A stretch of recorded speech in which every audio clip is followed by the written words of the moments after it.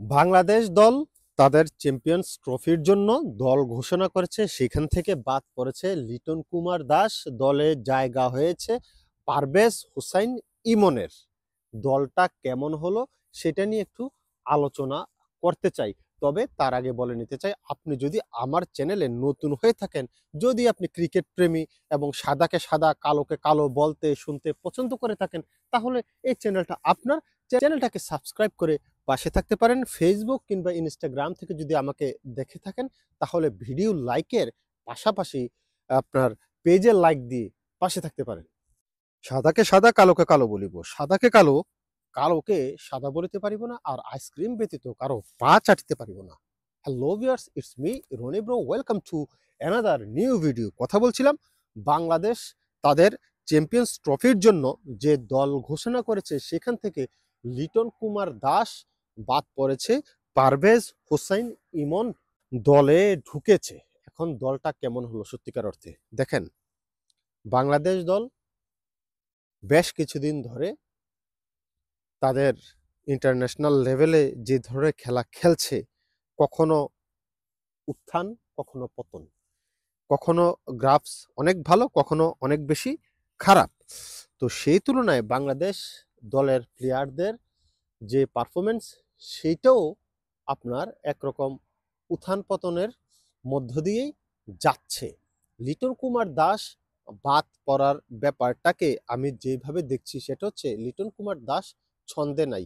না আসছে ছন্দে আপনার ইন্টারন্যাশনাল লেভেলে, না আছে ডোমেস্টিক লেভেলে। কোনো লেভেলেই সে ফর্মে নাই। তো একটা প্লেয়ার যখন অফ ফর্মে থাকে, তখন তাকে নিয়ে আসলে আপনার বেশি কিছু ভাবার বিষয় থাকে না। লিটন কুমার দাস লাস্ট পারফরমেন্স আপনি যেটা করেছে, খুবই বাজে পারফরমেন্স করেছে। তবে ক্যাপ্টেন হিসেবে সে ভালো ক্যাপ্টেন্সি করেছিল। এখন ক্যাপ্টেন হিসাবে ক্যাপ্টেন্সি ভালো করলে তো হবে না, তাকে তো পারফর্ম করতে হবে। একটা ম্যাচ দুইটা ম্যাচ না, লাস্ট 10 ম্যাচে সে 20-25 রান করছে। এটা কোনো পারফরমেন্সই না। বিপিএলেও খুব বেশি আহামরি পারফর্ম করতে পারে না। এই পর্যন্ত 5 ম্যাচে একটা ম্যাচে সে মোটামুটি একটু রান করছে, আদারওয়াইজ কোনো ম্যাচেই সে রান করতে ওইরকম পারে নাই। সুতরাং লিটন কুমার দাসের যে ব্যর্থতা, সেটার জন্য সে দল থেকে বাদ পড়েছে। এটা নর্মাল জিনিস, এটা হওয়ারই ছিল। তবে দলে তার জায়গায় যাকে ঢুকানো হয়েছে, সেটা নিয়ে আমার দুটা কথা আছে। যে পারভেজ হোসেন ইমন, একটা ম্যাচ পারভেজ হোসেন ইমন খেলেছিল। সৌম্য সরকার হাতে ব্যথা পেয়েছিল, আঙ্গুলে চোট লেগেছিল, সেখানে একটা ম্যাচ সে খেলেছিল, সেখানে রান করেছে। এক ম্যাচের বিচার বিশ্লেষণে একটা প্লেয়ার দলে জায়গা পেতে পারে না। তবে সে পজিটিভ ইন্টেন্ট শো করেছিল। এনিওয়ে, যার কারণে পারভেজ হোসেন ইমনকে নেওয়া হয়েছে। কিন্তু এই যে অপর দিকে তানজিদ হাসান তামিম, তাকে কেন দলে রাখা হলো? তার জায়গায় কেন এনামুল হক বিজয়কে দলে ঢুকানো হলো না? সেই জিনিসটা আমি বুঝলাম না। এনামুল হক বিজয়, তাকে সবসময় আপনার আন্ডাররেটেড করে রাখা হয়। তাকে সবসময় আপনার পানি টানার জন্য দলে নেওয়া হয়। কেউ একজন অসুস্থ হলে তাকে দলে নেয় শুধু পানি টানার জন্য। কিন্তু এনামুল হক বিজয় তুলনামূলকভাবে ওদের চাইতে ভালো পারফর্মার, এবং বিপিএল এ এনামুল হক বিজয় কন্টিনিউ পারফর্ম করে যাচ্ছে। আমার কাছে মনে হয় যে বিপিএল এ যে রান ধারাবাহিকতা আছে এনামুল হক বিজয়, সেইখানটা বিচার বিশ্লেষণ করলেও তাকে দলে নেওয়া উচিত ছিল অ্যাজ এ ওপেনার হিসাবে। এখন সৌম্য সরকার হয়তো ওপেন করবে। দলটা হচ্ছে এমন, সৌম্য সরকারের সাথে আপনার তানজিদ হাসান তামিম, না হয় পারভেজ হোসেন ইমন, দুজনের একজন খেলবে ওপেনিংয়ে। তারপরে ওয়ান ডাউন আছে আমাদের ক্যাপ্টেন নাজমুল হোসাইন শান্ত। তারপরে শান্ত যে পারফর্ম করছে মোটামুটি, ওয়ানডেতে ভালো, ওই যে টি-20 আর টেস্টে ভালো না আরকি। যাই হোক। তো টু ডাউনে ব্যাট করতে নামবে তাওহিদ হৃদয়। তাওহিদ হৃদয় টোটালি অফ ফর্মে আছে, ভালো ব্যাটসম্যান, তবে রানে নাই।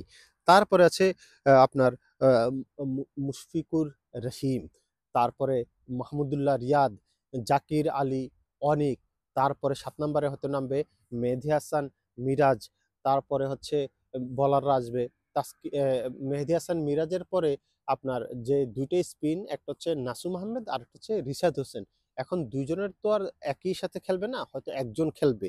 এ, এ, দুইজন ব্যাটিং মোটামুটি এ, এ, রিশাদ এবং নাসুম দুইজনে ব্যাট করতে পারে, এবং বলের দিক থেকে আমি মনে করি যে রিশাদের চাইতে নাসুম ভালো ইকোনমিতে বল করতে পারে, সুতরাং নাসুমের সম্ভাবনাটা বেশি হয়তো খেলার, কিন্তু দলে আছে দুইজনই। তো ৮ নম্বরে হয়তো এই দুজনের একজন খেলবে। তো ৯ নম্বরে হচ্ছে আপনার যদি আ তাসকিন তো অবশ্যই খেলবে ৯ নম্বরে তাসকিন আহমেদ, ১০ নম্বরে নাহিদ রানা, এবং ১১ নম্বরে আপনার অ্যা একটা আ আ আ পেসার হয়তো খেলতে পারে, সেটা হচ্ছে আপনার অ্যা সাকিব, তানজিম হাসান সাকিব। আমার কাছে মনে হচ্ছে যে ওরই খেলার সম্ভাবনা বেশি। এবং দলে আছে কিন্তু মুস্তাফিজ, মুস্তাফিজ দলে আছে। হয়তো সাকিব না হয় মুস্তাফিজ দুজনের একজন খেলবে। তো দলটা আপাতত দৃষ্টিতে আসলে আমাদের তো তেমন পাইপলাইনে আর কোনো প্লেয়ার নাই। প্লেয়ার যা আছে এগুলোই আছে। দল খারাপ হয় নাই। তবে এই দলে রাখা যেতে পারত যাকে, সেটা হচ্ছে এনামুল হক বিজয়। এনামুল হক বিজয়কে দলে যদি নেওয়া হতো আমার কাছে মনে হয় যে দলটা আরেকটু ভারসাম্য হতে পারত। আর মিডল অর্ডারে আর কোনো ব্যাটসম্যান তো সবাই মোটামুটি ফর্মে আছে। না হয় সোহানকে ট্রাই করা যেত। কিন্তু আসলে জায়গা তো খালি নেই। এ খালি যেই জায়গাটা আছে আমি মনে করি যে তানজিদ হাসান, তানজিদ তামিম ওপেনিংয়ে ওই স্লটটাতে ওকে বাদ দিয়ে আপনার এনামুল হক বিজয়কে ঢুকালে ভালো হতো। কারণ তানজিদ তামিম কিন্তু ফর্মে নাই। না আছে ইন্টারন্যাশনাল লেভেলে ফর্মে, না আছে আপনার বিপিএল এ ফর্মে। বিপিএল এও তো রান নাই। ঢাকার হয়ে খেলতেছে, একটা ম্যাচে রান করতে পারতেছে না। সুতরাং তাকে শুধু দলে নেওয়ার কারণটা আমার মাথায় ধরে না। আগে দলে ছিল, এখনো দলে আছে এই আরকি। হয় নাই। ওপেনিং এ এই জায়গাটা পরিবর্তন করলেই ভালো হতো। দেখা যাক কি হয়। সময় তো আছে, আর এটা লম্বা সফর। সেখানে হয়তো ইনজুরড হইলে কাউকে দেখেন বিপিএল এ যদি এনামুল হক বিজয় আরো ২ টা 50 মেরে দিতে পারে। কেউ যদি ইনজুরড হয় তো ডাক আসলেও আসতে পারে। তবে এনামুল হক বিজয়ের যে পারফরম্যান্স, এমনিতেই দলে জায়গা পাওয়ার যোগ্যতা তার ছিল। ভাই সাদাকে সাদা, কালোকে কালো বললাম। আপনার ভালো লাগলেও লাগতে পারে, না লাগলে নাও লাগতে পারে। তবে আপনি আপনার মতামত কমেন্ট বক্সে জানাতে ভুলবেন না। সাদাকে সাদা, কালোকে কালো বলিব। সাদাকে কালো, কালোকে সাদা বলিতে পারিব না। আর আইসক্রিম ব্যতীত কারো পা চাটিতে পারিব না। যে ঠান্ডা পড়ছে, আইসক্রিমও চাটা সম্ভব না।